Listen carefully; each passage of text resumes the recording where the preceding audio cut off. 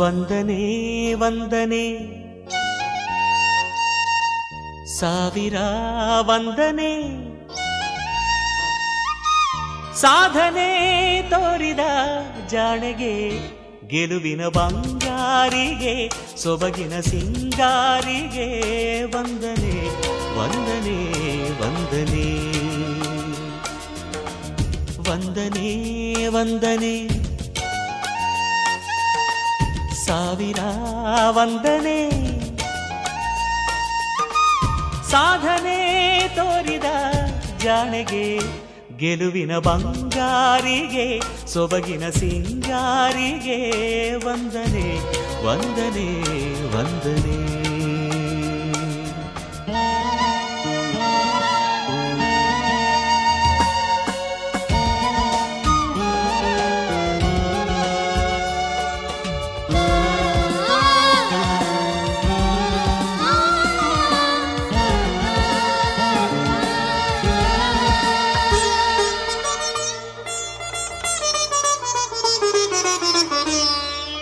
ನೀಲಾಂಬರದ ಬೆಳ್ದಿಂಗಳಲ್ಲಿ ತೇಲಾಡುತ್ತಿರೋ ಸೌಂದರ್ಯವು ನೀನೆ ರಂಗೇರಿರುವ ಹೂದೋಟದಲ್ಲಿ ತೂಗಾಡುತ್ತಿರೋ ಮಂದಾರವು ನೀನೆ ನೀಲಾಂಬರದ ಬೆಳ್ದಿಂಗಳಲ್ಲಿ ತೇಲಾಡುತ್ತಿರೋ ಸೌಂದರ್ಯವು ನೀನೆ ರಂಗೇರಿರುವ ಹೂದೋಟದಲ್ಲಿ ತೂಗಾಡುತ್ತಿರೋ ಮಂದಾರವು ನೀನೆ ಮೋಹಾಂಗನೇ ನೀನು ರಾಗಾಂಕಿತ ನಾನು ಶೋಭನೆ ನೀಲಾಂಜನೆ ಅಭಿವಂದನೆ ವಂದನೆ ವಂದನೆ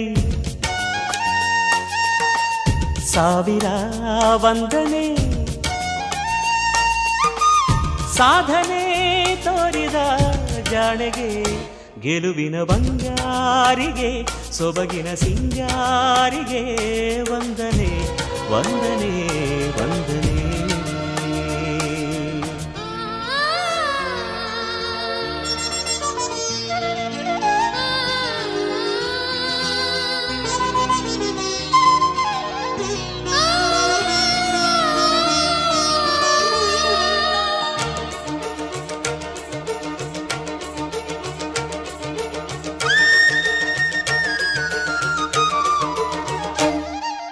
ಕಾರ್ತೀಕ ಸಿರಿ ದೇವಾಲಯದಿ ಓಲಾಡುತ್ತಿರೋ ದೀಪಾಂಜಲಿಯು ನೀನೆ ಬೃಂದಾವನದ ಕಾರಂಜಿಯಲ್ಲಿ ನಲಿದಾಡುತ್ತಿರೋ ನೃತ್ಯಾಂಗನೆಯು ನೀನೆ ಕಾರ್ತೀಕ ಸಿರಿ ದೇವಾಲಯದಿ ಓಲಾಡುತ್ತಿರೋ ದೀಪಾಂಜಲಿಯು ನೀನೆ ಬೃಂದಾವನದ ಕಾರಂಜಿಯಲ್ಲಿ ನಲಿದಾಡುತ್ತಿರೋ ನೃತ್ಯಾಂಗನೆಯು ನೀನೆ ಸಿರಿಯವ್ವನೇ ನೀನು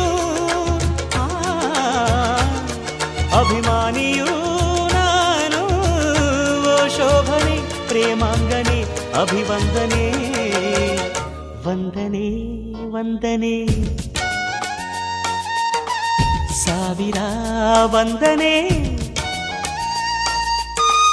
ಸಾಧನೆ ತೋರಿದ ಜಾಣೆಗೆ ಗೆಲುವಿನ ಬಂಗಾರಿಗೆ ಸೊಬಗಿನ ಸಿಂಗಾರಿಗೆ ವಂದನೆ ವಂದನೆ ವಂದನೆ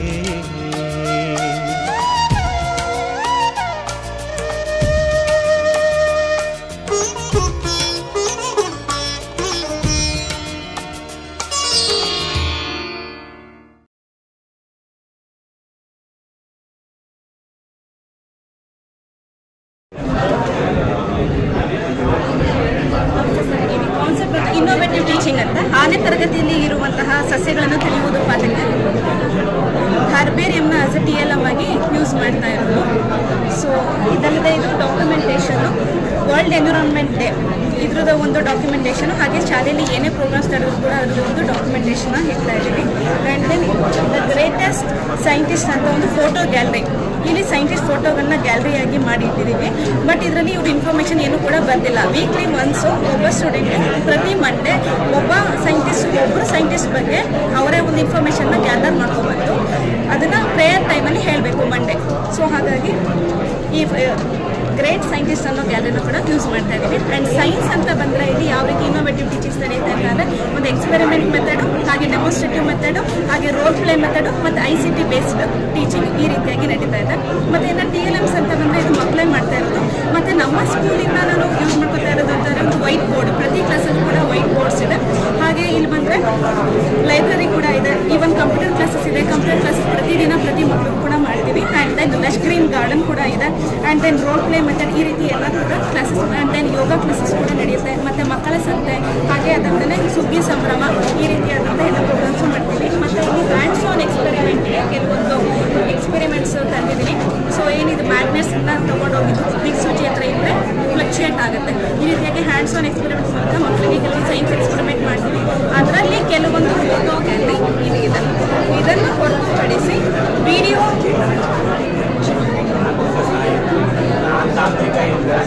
ಕೂಡ ಇದೆ ಸರ್, ವಿಡಿಯೋ ಪ್ರೆಸೆಂಟೇಷನ್.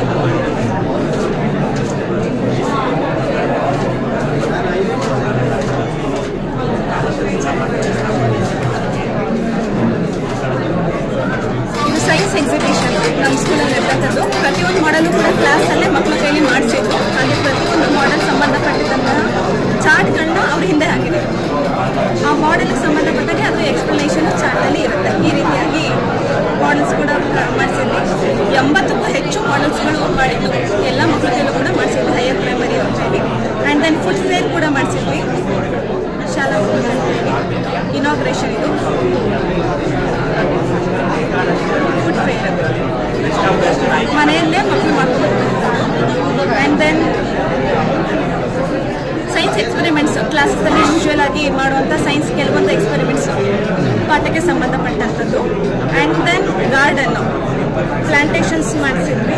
ಫಸ್ಟು ಇಲ್ಲಿ ಈ ರೀತಿಯಾಗಿತ್ತು ಜಾಗ, ಈ ಜಾಗದಲ್ಲಿ ಮಕ್ಕಳ ಕೈಲೇ ಪ್ಲಾಂಟೇಷನ್ ಮಾಡಿಸಿ, ಇವಾಗ ಇಲ್ಲಿದೆಲ್ಲ ಲಶ್ಕರಿನೂ ಈ ರೀತಿಯಾಗಿ ಮಾಡಿಸಿದ್ವಿ. ಹಾಗೆ ಶಾಲಾ ಕೈತೋಟ, ಬಿಸಿ ಊಟಕ್ಕೆ ಯೂಸ್ ಆಗುವಂಥ ತರಕಾರಿಗಳನ್ನು ಕೂಡ ನಾವು ಆ ಜಾಗದಲ್ಲಿ ಪ್ಲಾಂಟೇಷನ್ ಮಾಡಿಸಿ ಬೆಳೆಸಿದ್ವಿ.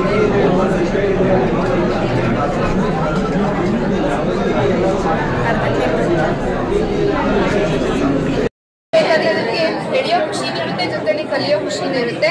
ಹಾಗಾಗಿ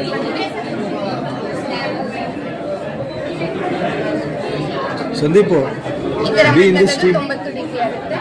ಅದೇ ರೀತಿ 90 ಡಿಗ್ರಿಗಿಂತ ಹೆಚ್ಚಾಗಿರೋ ಕೋನನ್ನು ನಾವು ಇಲ್ಲಿ ವಿಶಾಲ ಕೋನ ಅಂತ ಕರಿತೀವಿ. ಅದೇ ರೀತಿ 180 ಡಿಗ್ರಿಗೆ ಸಮನಾಗಿರುವಂತಹ ಕೋನವನ್ನು ನಾವು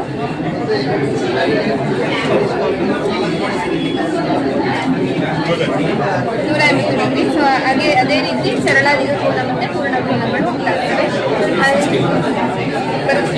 ಸ್ವಲ್ಪ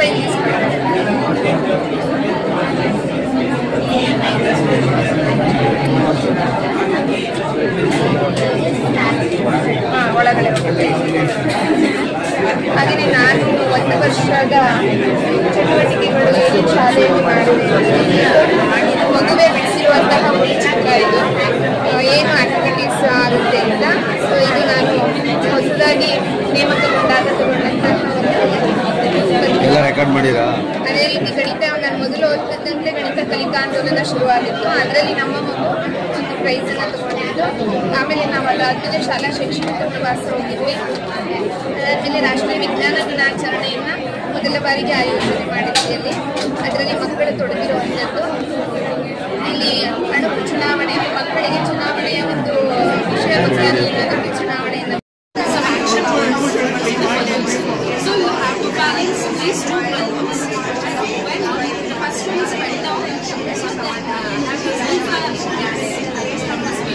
then you have to get a sheet or something like this. So you have to do this sheet. What I have written here is sheet. So that you can start. So you have to balance.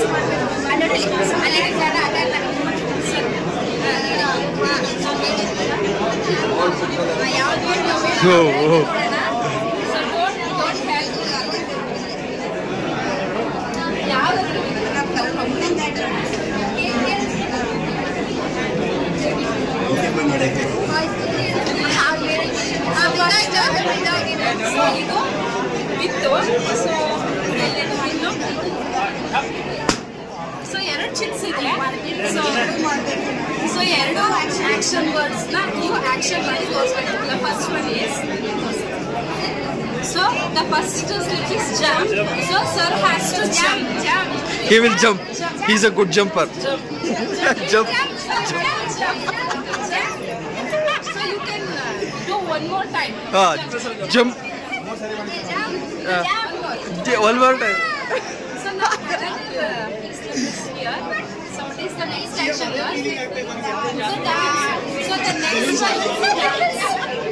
So the next action word is dance. So sir is Done. What is it? Saku enough. So this is balancing with an action.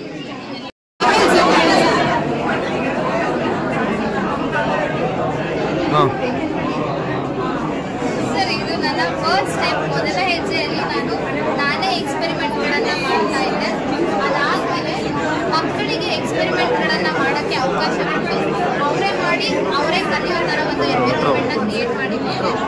ಅದಾದಮೇಲೆ ಒಂದು ಪ್ರಯೋಗಾಲಯದ ಸಿದ್ಧತೆಯನ್ನು ಮಾಡಿಕೊಂಡು ಆ ಪ್ರಯೋಗಾಲಯದಲ್ಲಿರುವಂತಹ ಎಕ್ವಿಪ್ಮೆಂಟ್ಸ್ನ ತರಗತಿಗೆ ತಗೊಂಡೋಗಿ ಆ ಮಕ್ಕಳು ಹ್ಯಾಂಡಲ್ ಮಾಡುವಂಥ ಕೌಶಲನ ಮಕ್ಕಳಲ್ಲಿ ಡೆವಲಪ್ ಮಾಡೋ ಥರ ಮಾಡಿದ್ದು. ಅದಾದಮೇಲೆ ವಾರಕ್ಕೊಂದು ಫ್ರೈಡೇ ಎಕ್ಸ್ಪೆರಿಮೆಂಟ್ಗಳನ್ನು ಮಾಡಿಸಿ ಫೋಟೋಗಳನ್ನು ಅವರು ಮಾಡಿರುವಂತಹ ಎಕ್ಸ್ಪೆರಿಮೆಂಟ್ ಕಲಿತಿರುವಂಥದ್ದನ್ನು ವೇದಿಕೆ ಸೃಷ್ಟಿ ಮಾಡಿ ಅದಕ್ಕೆ ಅಪ್ರಿಸಿಯೇಷನ್ ಕೊಡುವುದನ್ನು ಹೇಳ್ಬೋದು. ನೆಕ್ಸ್ಟ್ ಇದು ನನಗೆ ದೊರೆತಂತಹ ಫಲಿತಾಂಶಗಳು ಕಲಾವಿದರ ಮಕ್ಕಳು ನಾವು ದಿನನಿತ್ಯದ ಲೈಫ್ಗೆ ಸಿಕ್ಕಿದ್ದು ಅಷ್ಟೇ.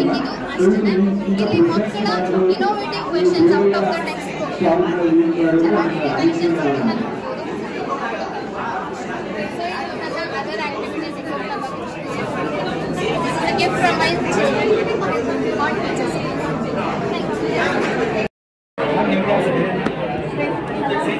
ಸರ್, ಇದು ಸಮ ಭಿನ್ನರಾಶಿ ಮತ್ತು ವಿಷಮ ಭಿನ್ನರಾಶಿಗೆ ಒಂದು ಉದಾಹರಣೆ ರೀತಿಯಲ್ಲಿ ಮಕ್ಕಳಿಗೆ ಅರ್ಥ ಆಗಲಿ ಅಂತ ಹೇಳಿದ್ದೇನೆ. ಇದನ್ನು ನಾವು ಓಪನ್ ಮಾಡಿದರೆ ಈ ಭಿನ್ನರಾಶಿನ ಮಕ್ಕಳಿಂದನೇ ಹೇಳಿಸ್ಬೇಕು ಸರ್. ಈಗ ಇಲ್ಲಿ ಎಷ್ಟು ಭಾಗಗಳಿದೆ, ಟೋಟಲ್ 6 ಭಾಗಗಳಿದೆ. ಇದನ್ನು 2 ಕಲರಲ್ಲಿ ನಾನು ಡಿಫ್ರೆನ್ಸ್ ಗೊತ್ತಾಗಲಿ ಅಂತ ಮಾಡಿಸಿದ್ದೀನಿ. ಇದನ್ನು ನಾವು 6ನೇ 4 ಅಂತ ಅಂದರೆ ಅಂಶಛೇದ ಅವರು ಕಂಡುಹಿಡಿಯೋಕ್ಕೆ ಸುಲಭ ಆಗುತ್ತೆ. ಇದು ಎಷ್ಟಾಗುತ್ತೆ ಇನ್ನೊಂದು ಡಿಫ್ರೆನ್ಸು, ಇದು 6ನೇ 2 ಅನ್ನೋ ಥರದ್ದಾಗುತ್ತೆ. ಹಾಗೆ ವಿಷಮ ಭಿನ್ನರಾಶಿಗೆ ಬಂದರೆ ಸರ್, ಅಂಶ ಯಾವಾಗಲೂ ದೊಡ್ಡದಿರುತ್ತೆ. ಅದನ್ನು ತೋರಿಸೋದಕ್ಕೆ ನಾನು 4 ಭಾಗಗಳನ್ನ ಮಾಡಿ 4 ಒಂದೇ ಕಲರ್ ರೆಪ್ರೆಸೆಂಟ್ ಮಾಡಿದ್ದೀನಿ. ಇದು 4ನೇ 4 ಆಯಿತು. ಇದಕ್ಕೆ ಇದನ್ನು ಕೂಡಿದರೆ ಇಲ್ಲಿ ನೀಲಿ ಕಲರನ್ನು ನಾನು 3 ಭಾಗವಾಗಿ ಮಾಡ್ಕೊಂಡು ಒಂದನ್ನ ಬೇರೆ ಕಲರಲ್ಲಿ ತೋರಿಸಿದ್ದೀನಿ.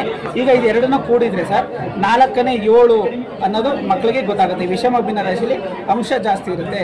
ಮತ್ತು 4ನೇ 7 ಅಂದಾಗ ಯಾವ ಥರ ಬರ್ಕೊಬೇಕು, ಅದನ್ನು ಯಾವ ಥರ ಅರ್ಥ ಮಾಡ್ಕೊಬೇಕು ಅನ್ನೋದು ಮಕ್ಕಳಿಗೆ ಸ್ವಲ್ಪ ಕನ್ಫ್ಯೂಸ್ ಆಗುತ್ತೆ. ಅದಕ್ಕೆ ಇದನ್ನು 2 ಚಿತ್ರಗಳಿಂದ ತೋರಿಸಿದ್ದೀನಿ. ಮತ್ತು ಇದೂ ಅಷ್ಟೇ ಸರ್, 8ನೇ 5, 8ನೇ 3 ಇದು ಭಿನ್ನರಾಶಿಗಳ ಹೋಲಿಕೆ ಒಂದು ತೋರಿಸಿದ್ದೀನಿ. ಯಾವುದು ದೊಡ್ಡದು ಅನ್ನೋದು ಇಲ್ಲಿ ಬರೀಬೇಕಿದ್ದು ಸ್ಪೇಸ್ ಸಾಕಾಗಲಿಲ್ಲ. ಇಲ್ಲಿ 8 ಭಾಗಗಳನ್ನ ಮಾಡಿದ್ದೀನಿ. ಈ 8 ಭಾಗಗಳು 2ರಲ್ಲೂ ಒಂದೇ ಸಮ ಇದೆ. ಆದರೆ ಈ ಚಿತ್ರ ನೋಡಿದರೆ ರೆಡ್ ಕಲರಲ್ಲಿ 5 ಭಾಗ ಕಾಣಿಸ್ತಿದೆ, ಇದರಲ್ಲಿ 3 ಭಾಗ ಕಾಣಿಸ್ತಿದೆ. ಇದನ್ನು ಮಕ್ಕಳಿಗೆ ನೋಡಿದಾಗ ಈಸಿಯಾಗಿ 8ನೇ 5ರಲ್ಲಿ ಯಾವುದು ಜಾಸ್ತಿ ಇರುತ್ತೋ, ಈಗ ಛೇದ 2ರಲ್ಲೂ ಸಮ ಇರುತ್ತೆ. ಅಂಶ ನಾವು ಗಮನಿಸಬೇಕು. ಅಂಶದಲ್ಲಿ ಯಾವುದು ದೊಡ್ಡದಿರುತ್ತೋ ಅದು ದೊಡ್ಡದು ಅನ್ನೋದು ಮಕ್ಕಳಿಗೆ ಅರ್ಥ ಆಗಬೇಕು. ಅದನ್ನು ಇಲ್ಲಿ ಬರ್ತಿದೆ. ಇದು ಮಕ್ಕಳಿಗೆ ಮಾಡಿರ್ತಕ್ಕಂಥ ಒಂದು ಸರಳ ವಿದ್ಯುತ್ ಮಂಡಲ. ಆ ವಿದ್ಯುತ್ ಮಂಡಲವನ್ನು ಬಳಸಿಕೊಂಡು ನಾನು ಮಕ್ಕಳಿಗೆ ವಾಹಕಗಳು ಮತ್ತು ಅವಾಹಕಗಳನ್ನು ನಾನು ತೋರಿಸಬೇಕಿತ್ತು ಶಾಲೆಗಳಲ್ಲಿ. ಇದು ತಾಮ್ರದ ಒಂದು ತಂತಿಯನ್ನು ತಗೊಂಡಿದ್ದೀನಿ. ಈ ತಾಮ್ರದ ತಂತಿಯನ್ನು ಈ 2 ಇದಕ್ಕೆ ಟಚ್ ಮಾಡಿದಾಗ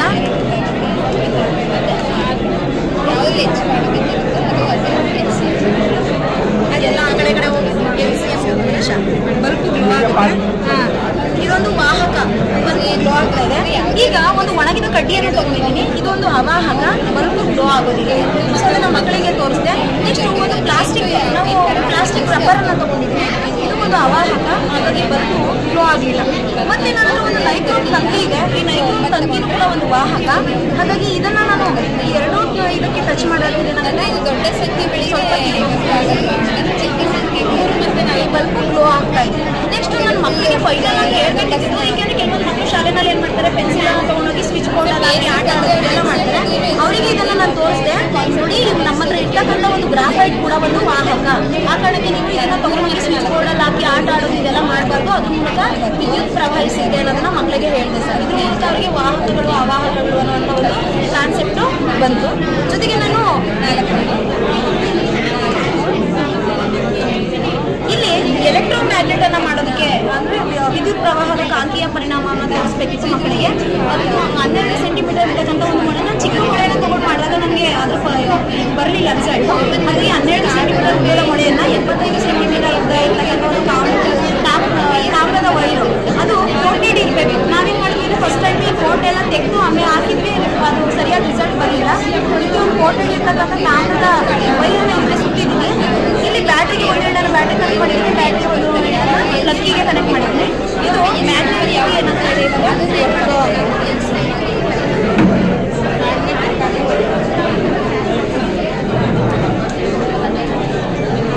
ನೆಕ್ಸ್ಟ್ ಸರ್ ನಾನು ತ್ರಿಭುಜಗಳ ರಚನೆಯ ಬಗ್ಗೆ ಹೇಳಬೇಕಾದ್ರೆ ಮಕ್ಕಳು ಏನು ಮಾಡ್ತಾರೆ ಅಂದರೆ ತ್ರಿಭುಜಗಳನ್ನು ರಚಿಸಬೇಕು ಅಂತಂದರೆ ನಾವು ಬರೀ ಡೈರೆಕ್ಟಾಗಿ ತ್ರಿಭುಜದ ವಿಧಗಳು ಇವುಗಳನ್ನು ಹೇಳ್ಬಿಡ್ತೀವಿ.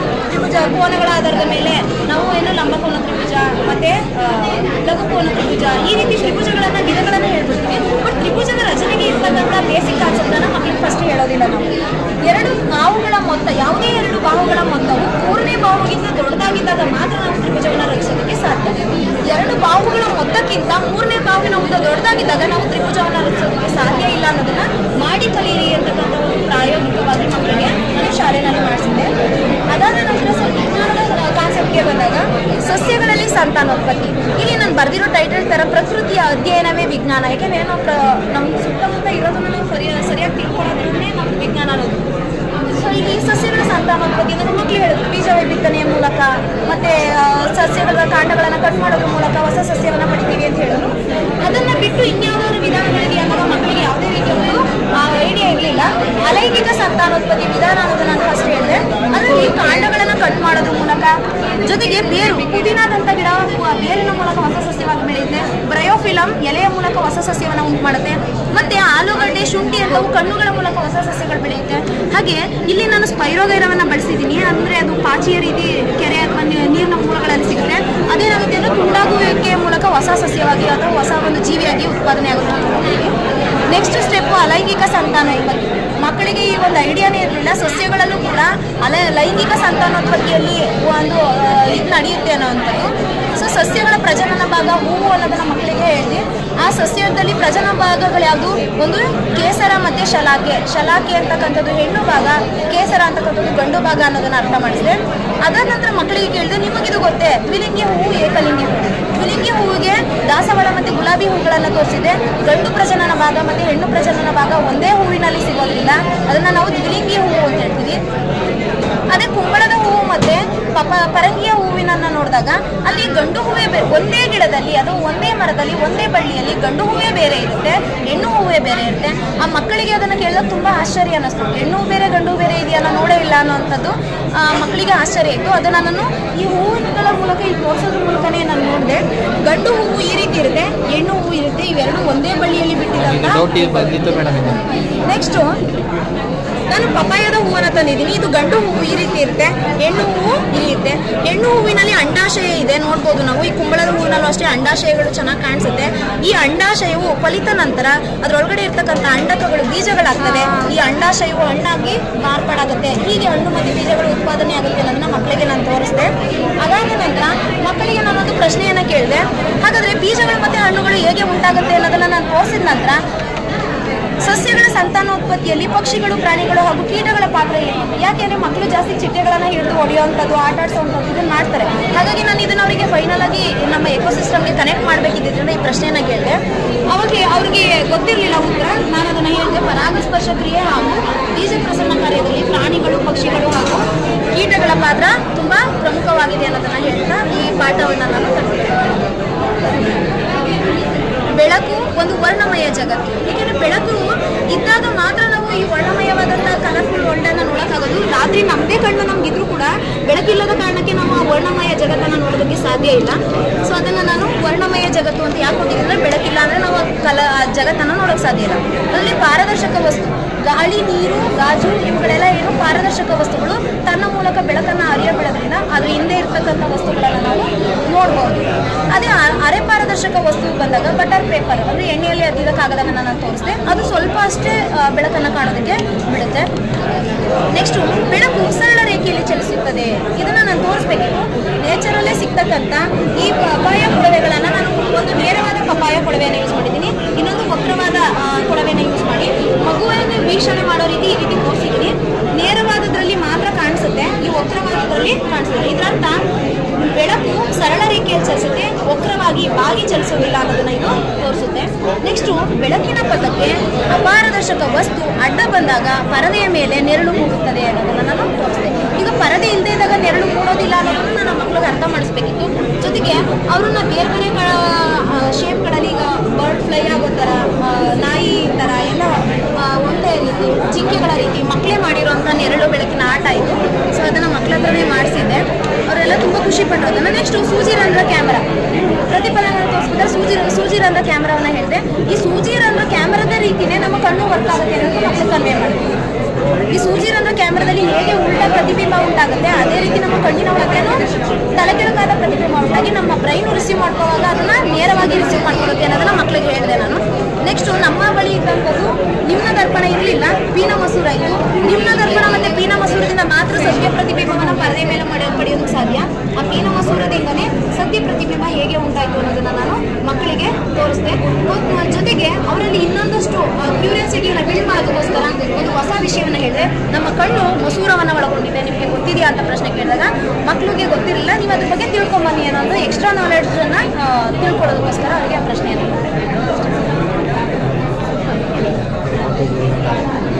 ವಿಡಿಯೋನೇ ಮಾಡ್ಕೊತಾವ್ರಲ್ಲ.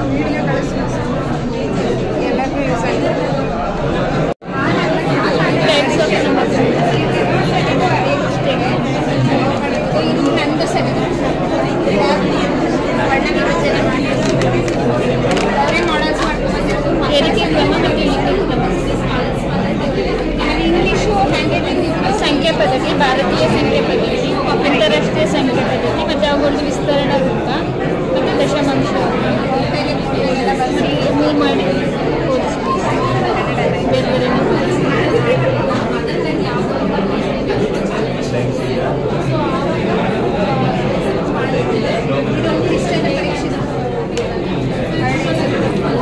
ಸ್ಥಾನ ಬೆಲೆ ವಿಸ್ತರಣೆ ಅಂಕಿ ದೊಡ್ಡ ಕೊಟ್ಟಾಗ ಸ್ಥಾನ ಬೆಲೆ ಹತ್ತು ಸಾವಿರದ ಸ್ಥಾನ ಬೆಲೆ, 10,000 ಸ್ಥಾನದಲ್ಲಿರುವ 3ರ ಸ್ಥಾನ ಬೆಲೆ ಆ ರೀತಿ ಹೇಳಿದೆ. ಈಗ ಮ್ಯಾಜಿಕ್ ಬೋರ್ಡ್ ಅಂತ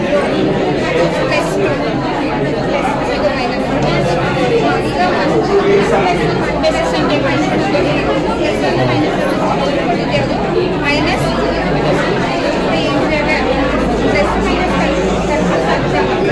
ಸಮಸ್ಯೆ.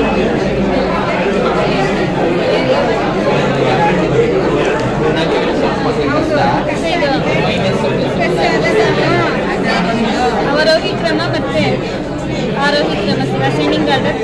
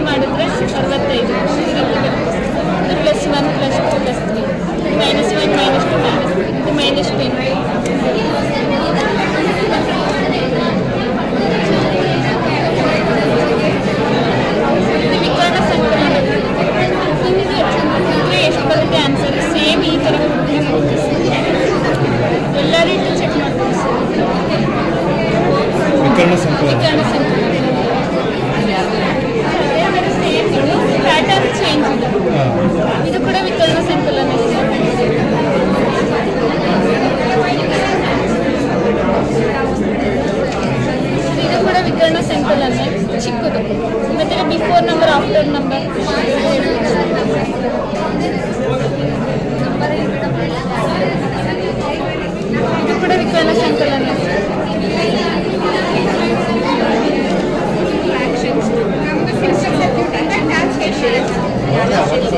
ಸೇಮ್ ಸರ್ ಚಿಕ್ಕ ಚಿಕ್ಕದು. ಸ್ಥಾನ ವಿಲಕ್ಷಣ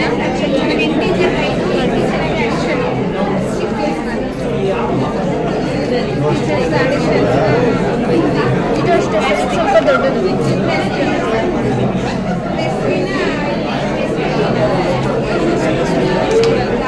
ಇದು prime number. Prime number.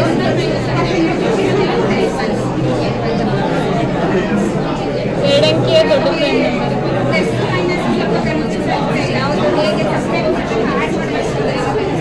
Next ಇದು ಭಿನ್ನರಾಶಿ. ಇದು ಇಂಡಿವಿಜುವಲ್ ರೆಪ್ರೆಸೆಂಟ್ ಮಾಡೋದು. ಸೊ ಮಕ್ಕಳುಗಳು ಕೆಲವರು ಇದನ್ನು ಮಾಡ್ಬಿಡ್ತಾರೆ ಸರ್ ಆರಾಮಾಗಿ. ನೆಕ್ಸ್ಟ್ ಈ ಥರದ್ದು ಕನ್ಫ್ಯೂಸ್ ಆಗ್ತಾರೆ ಸರ್ ಟೈಪ್ಸ್ ಬಂದಾಗ. ಮತ್ತು ಇದು ಮಿಕ್ಸ್ಡ್ ಫ್ರಾಕ್ಷನ್. ಇದನ್ನ ಯಾವ ರೀತಿ 2 3ನೇ 2 ಅಂದರೆ 2 ಪೂರ್ತಿ ಇರಬೇಕು.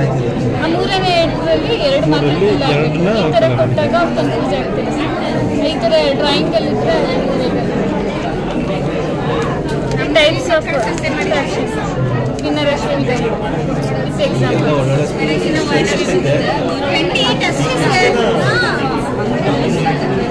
ಡಿವಿಜಬಲ್ ಮಾಡೆಲ್ಸ್ 6ನೇ ಕ್ಲಾಸ್ ಮಕ್ಕಳಿಗೆ ಎಕ್ಸಾಂಪಲ್.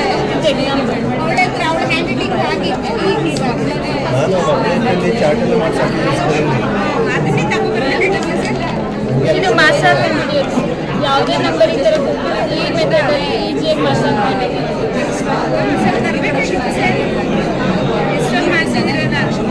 ಇದು ಲಾಸ್ಟ್ ಆಫ್ ಫೈಂಡ್ ಔಟ್ ಮಾಡೋದು ಸರ್. ನಂಬರ್ ಸ್ಟ್ರಿಪ್ ಯೂಸ್ ಮಾಡಿಕೊಂಡು ಲಾಸ್ಟ್ ಯಾವುದೇ 8 ನಂಬರ್ ಕೊಟ್ಟರು ಲಾಸ್ಟ್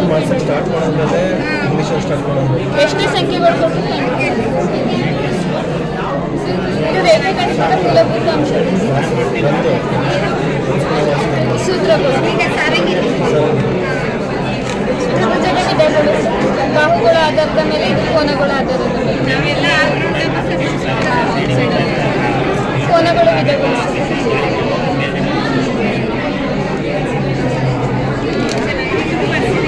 ಇದು ರೇಖೆಗಳು ಮತ್ತು ಕೋನಗಳು 7th ಅನುರೂಪ ಕೋನಗಳು, ಶೃಂಗಾಭಿಮುಖ ಕೋನಗಳು ಸೇಮ್ ಕಲರ್ ಇರೋದು.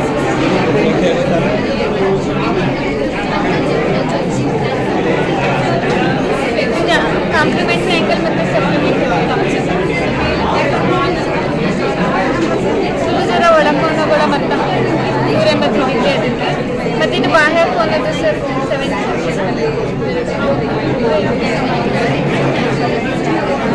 ಕ್ವಾಡ್ರಿಲ್ಯಾಟರಲ್ family, circle family.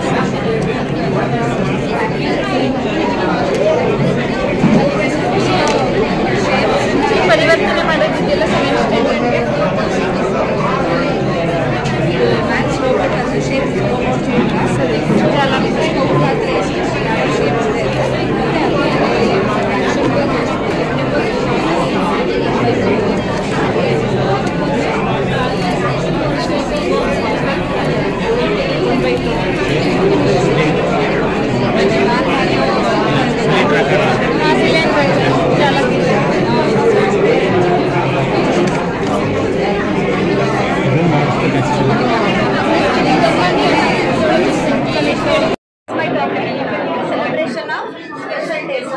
In connection with New Year 2024, we celebrated Yellow Color Day. 2025, we celebrated Red Color Day. Not only the intention to introduce the color, but also we have to tell the students to prepare the model related to the yellow color and the red color fruits, vegetables and plants. From this, plants, fruits and vegetables. They only prepare the model and they have to say about their topic on the stage. From this, it improves speaking skill and eradicate the stage. Yes, so each and everyone will give the concept. These are those that is it red color, fruits and vegetables. Yellow color red color ಮಕ್ಕಳಿಗೆ usage of fruits vegetables yellow colour fruits vegetables ಇದರಿಂದ merits ಏನಿದೆ ಅದೇ ಥರ junk food yellow ಕಲರೇ ಇರುತ್ತೆ ಯಾವುದು Maggi ಇರುತ್ತೆ French fries ಇರುತ್ತೆ merits of the fruits and vegetables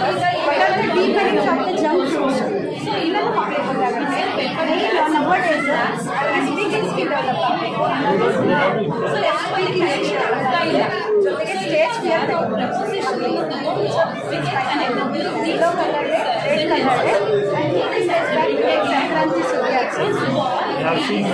Effective celebration of special days. Thank you, ma'am.